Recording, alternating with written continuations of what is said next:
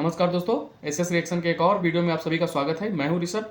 तो दोस्तों आज जो वीडियो होने वाली है वो है आरजे रौनक की, जिसका टाइटल है क्राइसिस ऑफ बांग्लादेशी हिंदूज। तो बहुत ही इंपॉर्टेंट टॉपिक है, बहुत ही इंपॉर्टेंट वीडियो है। आप लोग लास्ट तक देखिएगा, पूरा देखिएगा। तो जिस तरीके से हमारे देश में ये बातें हो रही हैं पिछले कुछ घंटों से कि भाई बांग्लादेश के जो मुसलमान हैं वो खुद वहाँ के हिंदुओं को प्रोटेक्ट कर रहे हैं, उन्हें बचा रहे हैं, लेकिन जिस तरीके से वहाँ पिछले 24 घंटे से फोटो आ रही हैं, तस्वीरें आ रही हैं, वीडियोस आ रहे हैं, वो बहुत ही खतरनाक है, विचलित करने वाली हैं और डरावनी है कि जिस तरीके वहाँ हिंदुओं को मारा जा रहा है, पीटा जा रहा है, उनके घरों को तोड़ा जा रहा है, वहाँ उनके मंदिरों को तोड़कर जलाया जा रहा है, ये बहुत गलत चीज़ें हैं। और यहाँ अपने देश में माहौल क्या बनाया जा रहा है कि भाई बांग्लादेशी जो मुसलमान हैं वो बहुत ही अच्छे हैं, उनका नेचर बहुत ही अच्छा है, वो हिंदुओं को प्रोटेक्ट कर रहे हैं। तो इस पर भाई आरजे रौनक ने क्या कहा है और क्या इन्फॉर्मेशन दी है, तो दोस्तों चलिए मिलकर देखते हैं। दोस्तों, शेख हसीना के बांग्लादेश छोड़ने के बाद से बांग्लादेश के 1 करोड़ से ज्यादा हिंदुओं की आबादी खतरे में आ गई है। अब तक सैकड़ों हिंदू घरों को जलाया जा चुका है, हिंदुओं की दुकानों को लूटा जा रहा है और दर्जनों हिंदू मंदिरों में आग लगा दी गई है। देवी देवताओं की मूर्तियों को तोड़ दिया गया है। ऐसा लग रहा है कि बांग्लादेश की हिंदू आबादी और बांग्लादेश के जिहादियों के बीच शेख हसीना एक दीवार बनकर खड़ी थी और उनके जाते ही वो दीवार टूट गई। भाई ये चीज़ मैं नहीं मानता हूँ कि शेख हसीना की जो गवर्नमेंट रही है वो हिंदुओं के पक्ष में रही है। ये चीज़ बिल्कुल सही नहीं है मेरे हिसाब से, क्योंकि भाई आप उनके कार्यकाल के पिछले 8-10 साल जो भी उनका कार्यकाल रहा है आप उसमें उठा लीजिए, वहाँ क्या नहीं होता था हिंदुओं के साथ। मंदिर तोड़े जाते थे, हिंदू लड़कियों को उठा के जबरन उनका निकाह कराया जाता था, धर्म परिवर्तित कराया जाता था, हिंदुओं को परेशान किया जाता था, हिंदुओं को जमीन से बेदखल किया जाता था, उनके जमीनों पर कब्जा किया जाता था, पूजा पंडाल में आग लगाई जाती थी। क्या नहीं होता था हिंदुओं के साथ? तो शेख हसीना गवर्नमेंट कहाँ से हिंदुओं के पक्ष में थी, कहाँ से दीवार बन के खड़ी थी हिंदुओं के लिए? बांग्लादेश के मशहूर हिंदू संगीतकार राहुल आनंदा के घर आग लगा दी गई। Twitter voices of Bangladeshi Hindus ने सिर्फ कल में ऐसी 50 घटनाओं की डिटेल दी है जहां हिंदुओं के घरों, दुकानों और मंदिरों पर हमले किए गए। एक घटना में तो हिंदू टीचर मृणाल कांति चैटर्जी की इस्लामिक जिहादियों ने हत्या कर दी। देश के सबसे बड़े अंग्रेजी अखबार टाइम्स ऑफ इंडिया की रिपोर्ट के मुताबिक बांग्लादेश के रंगपुर में आवामी लीग से जुड़े एक हिंदू काउंसलर हराधन राय और उनके भतीजे को जिहादियों की भीड़ ने मार डाला। फेनी में एक दुर्गा मंदिर पर हमला कर दिया गया। हिंदुओं के शमशान घाट की जमीन पर जबरदस्ती कब्जा कर लिया गया। पार्वतीपुर में काली माता के मंदिर समेत 5 मंदिरों में तोड़फोड़ की गई। सिताबगंज में हिंदुओं के घरों पर हमले किए गए। यहाँ हम जगह और लोगों के नाम लेकर एक एक घटना का जिक्र इसलिए कर रहे हैं ताकि किसी को यह न लगे कि हम कोरी लफाजी कर रहे हैं, एवं ही बात कर रहे हैं ना। ये वो घटनाएं हैं दोस्तों जो बांग्लादेश के अखबारों में भी रिपोर्ट हुई हैं। बांग्लादेश की हिंदू, बौद्ध और क्रिश्चियन काउंसिल के लीडर काजोल देवनाथ ने खुद ऐसी 200 से 300 घटनाओं के बारे में बताया है। पोलैंड के एक बड़े ट्विटर अकाउंट ने अपने ट्विटर अकाउंट पर बांग्लादेश की हिंदू, बौद्ध, क्रिश्चियन काउंसिल की तरफ से माइनॉरिटीज पर किए गए हमलों की पूरी लिस्ट छापी है। बांग्लादेशी ट्विटर हैंडल राजू दास ने अपने ट्विटर अकाउंट पर ऐसे 20 वीडियो शेयर कर रखे हैं जिसमें आप बांग्लादेश में हिंदुओं के घरों, दुकानों और मंदिरों पर हो रहे हमले देख सकते हैं। एक वीडियो चटगांव का है जहां जिहादियों की भीड़ ने शनि मंदिर में आग लगा दी है। ऐसे एक नहीं, कम से कम 20 वीडियोस इस वक्त अलग अलग सोशल मीडिया अकाउंट्स पर वायरल हैं। हिंदुओं पर हमले की खबरों से पूरा सोशल मीडिया, प्रिंट मीडिया और टीवी चैनल्स भरे हुए हैं। ये सारे हमले एक बड़ा सवाल खड़ा करते हैं कि अगर कुछ दिन पहले शुरू हुआ छात्र आंदोलन सच में रिजर्वेशन के खिलाफ था, अगर सच में लोगों का गुस्सा शेख हसीना को लेकर था, तो आज ये लोग हिंदुओं पर हमला क्यों कर रहे हैं? अब तो लगभग रिजर्वेशन भी खत्म हो चुका है, शेख हसीना भी देश छोड़कर जा चुकी हैं। तो फिर ये हिंदुओं पर, हिंदुओं के घरों पर, हिंदू मंदिरों पर हमला करके किस बात का गुस्सा निकाल रहे हैं ये लोग? इसलिए हमने अपने पिछले वीडियो में कहा था कि आंदोलन करने वाले ज्यादातर लोग छात्र हैं ही नहीं। छात्रों की शक्ल में जमात और बांग्लादेश नेशनल पार्टी के जिहादी हैं जो बरसों से वहां की हिंदू कौम के खून के प्यासे थे। ये वो लोग हैं जो पूरी तरह से हिंदुओं को बांग्लादेश से भगाना चाहते हैं। ये वो लोग हैं जो हिंदुओं की दुकानों और मकानों पर कब्जा करना चाहते हैं। ये वो लोग हैं जिन्होंने सेक्युलर वैल्यूज पर बने बांग्लादेश को इस्लामिक स्टेट बनाने के लिए मुजीबुर रहमान की हत्या कर दी थी। जिन लोगों को पता नहीं उन्हें बता दें कि जब बांग्लादेश बना था तो उसके संविधान में सेक्युलर वर्ड यूज किया गया था, मगर मुजीबुर रहमान की हत्या के बाद संविधान में सेक्युलर शब्द की जगह इस्लामिक स्टेट शब्द डाल दिया गया। और आज शेख हसीना देश की पीएम नहीं रही, पुलिस और आर्मी की तरफ से इनको भी फ्री हैंड मिल गया है, तो ये लोग फिर से हिंदुओं पर हमले करने लग गए। और बांग्लादेश पर हिंदुओं पर ये कोई पहला हमला नहीं है दोस्तों। 2001 में जब बांग्लादेश में खालिदा जिया की सरकार बनी थी तो उनके सपोर्टर्स ने सिस्टमैटिक तरीके से पूरे देश में हिंदुओं के खिलाफ हिंसा छेड़ दी थी। वो हिंसा उस वक्त पूरे 150 दिनों तक चली। इस हिंसा में हिंदुओं के खिलाफ 18,000 से ज्यादा क्राइम किए गए। 1,000 हिंदू औरतों के साथ गलत काम किया गया। हालत ये थी कि उस हिंसा के बाद एक साथ 5 लाख हिंदुओं को बांग्लादेश छोड़कर भारत आना पड़ा था। और अगर आप बांग्लादेश की पूरी हिस्ट्री देखें तो ये इतिहास वहां की हिंदू कौम पर हमलों से भरी पड़ी है। हम लोग 71 की बात करते हैं तो खुद को शाबाशी देना नहीं भूलते कि कैसे हमने उस वक्त पाकिस्तान को हराया और पूर्वी पाकिस्तान को बांग्लादेश बनने में मदद की, मगर हम इस बात को भूल जाते हैं कि 71 की लड़ाई से पहले पाकिस्तानी फौज के आदेश पर सबसे ज्यादा हत्या उस वक्त के पूर्वी पाकिस्तान के हिंदुओं की गई। एक एस्टीमेट के मुताबिक पूर्वी पाकिस्तान में भड़के आंदोलन को दबाने के लिए पाकिस्तानी फौज ने उस वक्त 30 लाख लोगों की हत्याएं की, जिनमें मरने वालों में ज्यादातर हिंदू थे। अमेरिका के सांसद एडवर्ड कैनेडी ने 1971 में अमेरिकी संसद में एक रिपोर्ट पेश की थी। उस रिपोर्ट में उन्होंने बताया कि 71 से पहले पूर्वी पाकिस्तान में हुई हिंसा में मरने वाले लोगों में सबसे ज्यादा वहां के हिंदू थे। आजादी के आंदोलन को दबाने के लिए हिंदुओं की हत्याएं की गई, उनके दुकानों को जलाया गया, उनके घर लूटे गए। हिंदुओं के घरों की पहचान हो सके इसके लिए हिंदू घरों के बाहर बाकायदा H लिखा गया ताकि भीड़ उन घरों में आग लगा सके। एडवर्ड ने अपनी रिपोर्ट में बताया कि यह सब कुछ उस वक्त की पाकिस्तानी फौज के इशारे पर किया गया।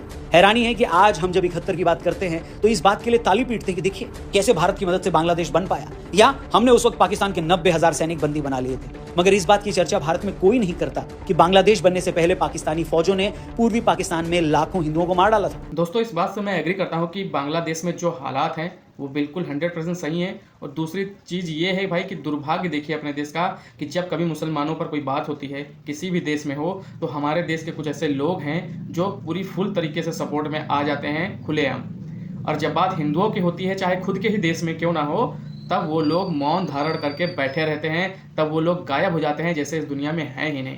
तो ये चीज़ें बहुत ही दुर्भाग्य की बात है। और अपने देश के हिंदू कैसे हैं ये तो आप लोगों को अच्छे से पता होगा कि वो लोग सैकड़ों वर्षों से सो रहे हैं, उन्हें कोई फर्क नहीं पड़ता है कि दूसरे देश में या खुद के देश में हिंदुओं के साथ कितने अत्याचार हो रहे हैं या दूसरे देश में कैसे अत्याचार हो रहे हैं, क्या किया जा रहा है। वो लोग बस टीवी खोलते हैं, देखते हैं मनोरंजन की तरह और सो जाते हैं, सुबह उठकर सब भूल जाते हैं। तो ये बहुत दुर्भाग्य है अपने देश का कि हिंदू आज भी सोया हुआ है। जानते हैं हिंदुओं पर हो रही इस खुलेआम हिंसा के बीच सबसे ज्यादा शर्म की बात क्या है?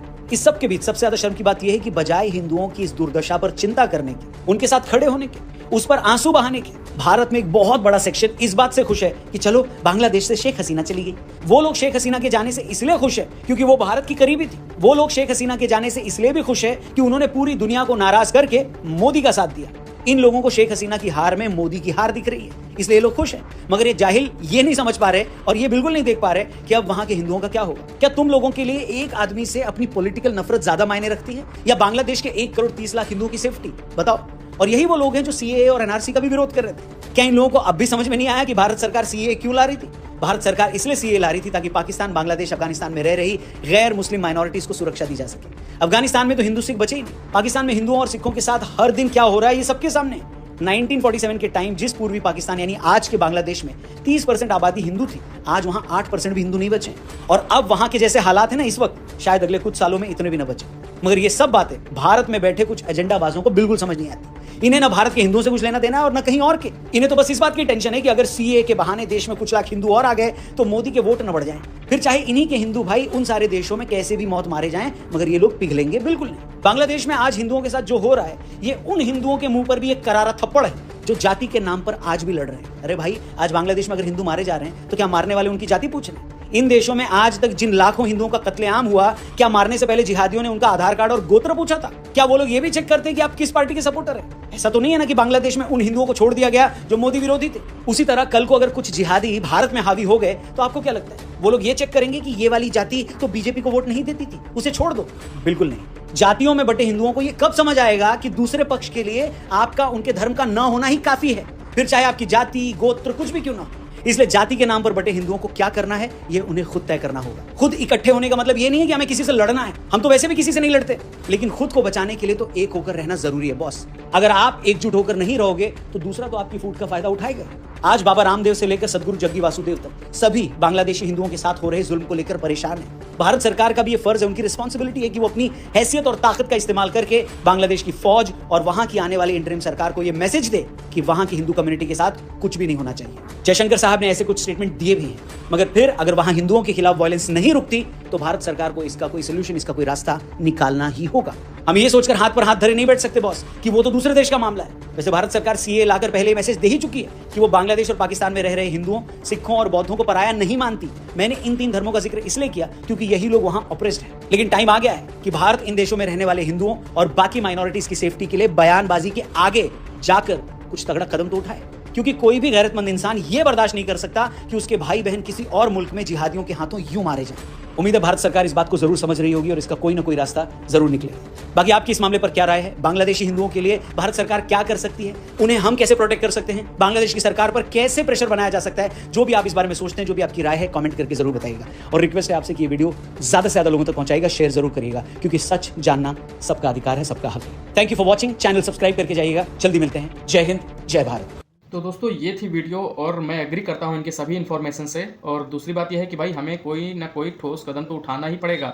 और जिस तरीके से दुनिया भर में जितने भी हिंदू हैं बांग्लादेशी हिंदुओं के सपोर्ट में आ रहे हैं, मार्च कर रहे हैं, कैंडल मार्च कर रहे हैं, उसी तरीके से हमें बांग्लादेश के दूतावास के बाहर मार्च करना चाहिए और हमें दिखाना चाहिए कि हमारे अंदर एकता है। क्योंकि अभी तक जो बांग्लादेश में हिंदुओं के साथ हुआ है वो कुछ कम नहीं है और इससे भी बुरा हो सकता है अगर उनको कंट्रोल नहीं किया गया तो। और कंट्रोल कौन करेगा? वहाँ की जो गवर्नमेंट है, वहाँ की जो आर्मी है, वहाँ की जो पुलिस है। तो दोस्तों मेरा मानना यह है कि इंडियन गवर्नमेंट की तरफ से बांग्लादेशी गवर्नमेंट और उनकी आर्मी को मैसेज क्लियर जाना चाहिए कि आप लोग बांग्लादेशी हिंदुओं को प्रोटेक्शन दें, ताकि आने वाले समय में और बांग्लादेशी हिंदुओं के साथ बर्बरता ना हो, उन्हें प्रताड़ित ना किया जा सके, वो सेफ रहें। वरना ऐसा भी हो सकता है कि जिस तरीके पाकिस्तान ने 1971 में बांग्लादेश बनने से पहले हिंदुओं के साथ बर्बरता की थी, तो वही हालात बांग्लादेश की आर्मी के जरिए बांग्लादेश में उपस्थित जो हिंदू हैं उनके साथ हो सकता है। तो दोस्तों समय रहते ही हमें कोई ठोस कदम उठा के बांग्लादेशी हिंदुओं की सेफ्टी करनी चाहिए। तो दोस्तों ये थी आज की वीडियो। आई होप आप सभी को पसंद आई होगी। आप सब इस वीडियो को ज़्यादा से ज़्यादा शेयर करें ताकि हमारे सोए हुए जो हिंदू हैं उन तक ये बातें पहुँचे और जागें और कुछ बांग्लादेशी हिंदुओं के लिए कर सकें। तो मिलते हैं फिर किसी नए रिएक्शन वीडियो में। तब तक आप मुझे दीजिए इजाज़त। मैं हूँ आपका दोस्त ऋषभ। नमस्कार, जय हिंद, सेव बांग्लादेशी हिंदूज़।